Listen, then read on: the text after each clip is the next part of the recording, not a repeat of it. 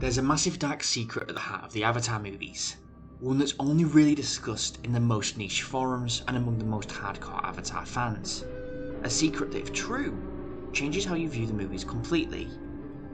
To begin to understand it, you have to ask yourself, what actually happened to Jake Sully at the end of Avatar?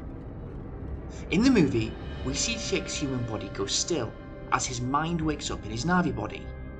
The movie shows this as a victory, a spiritual rebirth. But if you stop and think about it more, something is left unexplained. Jake didn't just change clothes, and unlike all his previous moments of controlling his avatar body, he wasn't remote piloting it from somewhere else. He physically transformed.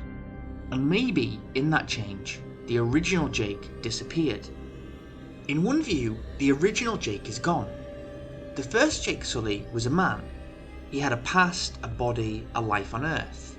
He was injured, yes, but he was a real person with real experiences. At the end of Avatar, that human body, it stops, and it's no longer alive. So what happened to the him that was connected to that body? A materialist would say that Jake is simply gone, finished, dead. What we see wake up in the Na'vi body is something else entirely. Think about it. The Na'vi body isn't just a new car for Jake to drive. It's a completely different biological machine. Different brain, different DNA, different everything.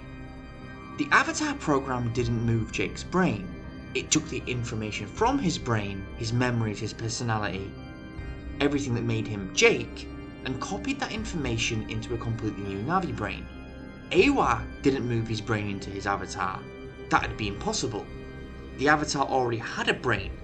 She might have done it via Eywa magic, but she didn't take the atoms that make up Jake's human brain and move them into his avatar brain. She has to have done the same copy-paste that the Link Shack was doing, basically taking a program from one computer and copying it across onto totally different hardware. This idea is actually very old in science fiction. Think of Star Trek and the teleporter. You step into the teleporter and it breaks you down, atom by atom. Then, it recreates you somewhere else.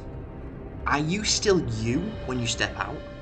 Or did the original you die in the teleporter, and what arrives is just a perfect copy? This is the teleporter problem, and it's sort of the same problem Jake faces in Avatar. In Star Trek, they say it's still you most of the time, but philosophically, it's really tricky, because if the original you is destroyed, even if a perfect copy is made, is that really survival, or is it just replacement? The philosopher Derek Parfit thought a lot about this.